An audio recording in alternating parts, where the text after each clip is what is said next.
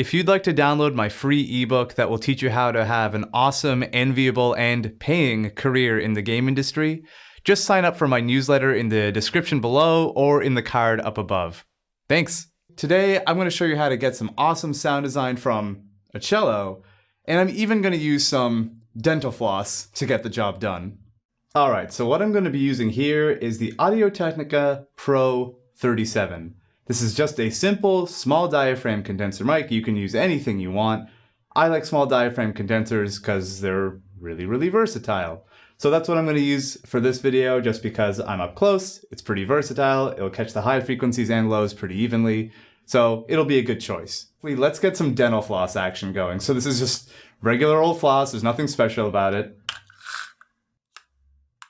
So what I'm going to do with this floss is just scrape it up and down this yarn wrapping over here at the bottom of the string, just kind of going against the grain like this, and I'll get a really cool, scratchy, sort of mildly horrific sound, which I really like. So I'm just going to wrap around my fingers, keep it nice and taut, and just scrape it up and down.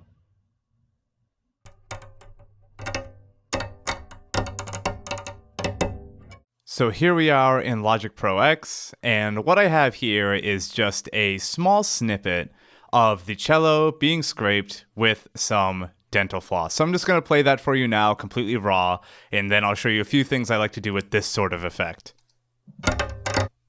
So just a small snippet, sounds kind of like a creaking screen door sort of thing. So that's what we have, and now I'll show you what I like to do with it. Now, almost always I love to try pitch bend on things to see what things sound like when they're pitched up or pitched down.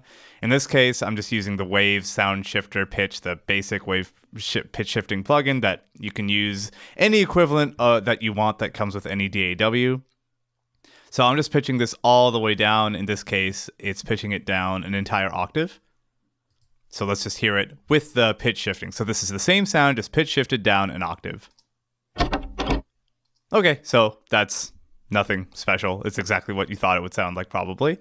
Next up, though, is the modulation delay, and I haven't talked about this in any other videos as of yet, and I believe it is a Logic exclusive, but all it is a delay plugin that also has a flanger and chorus built into it, along with a low frequency oscillator to add some kind of warble effect and a filter. So you can really rebuild this with a delay and a flanger or a chorus plugin. Basically, what it allows you to do is take your sound, delay it over a period of time while adding a flanger and chorus on top of it, as well as a low-frequency oscillator, an LFO, to give it some kind of warbly, wubby sort of effect. So I'm going to show you what that sounds like. It makes a weird, cool, rhythmic effect out of your sound. So it's taking that sound, you're taking that low frequency oscillator and having it warble essentially 20 times a second, 20 hertz. And you can choose how far that pitch goes up and down, how long the delay goes on for, and how much feedback you're going to hear. Just like in a lot of delay plugins, there's always a feedback sort of slider here. So you can also combine two different LFOs. But that's the basic settings that I like to kind of play with. You can change stuff around, you can pitch stuff up more and down and all that sort of good stuff. But so this is the sound pitch shifted down with a modulation delay on top of it.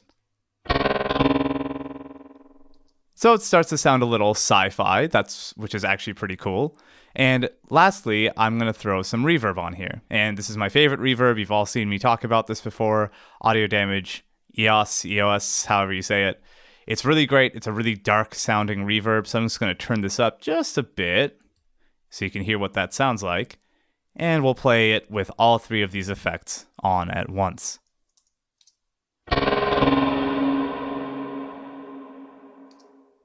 So it starts to sound like a sci-fi spaceship, a stinger, some sort of effect that happens when something appears on the screen, something that's maybe meant to shock the viewer or player. Now I'm going to pitch shift this down one more time, so I'm just going to copy and paste this pitch shifter down below this reverb here. So we have two pitch shifters acting on it. And now, because it's pitch shifted down twice, it's a lot lower, it sounds a lot more roomy, a lot more bassy, and this way you can get something that sounds like it would be an ambience in an alien spaceship. Again, some sort of stinger, some sort of one-off element. It could be a sound coming from a machine, whatever it may be. You can play around with this sort of stuff and get some really cool sci-fi sorts of effects from simple, creaky sorts of sound, like a cello being scraped with dental floss. So thank you so much for watching. I hope you enjoy this.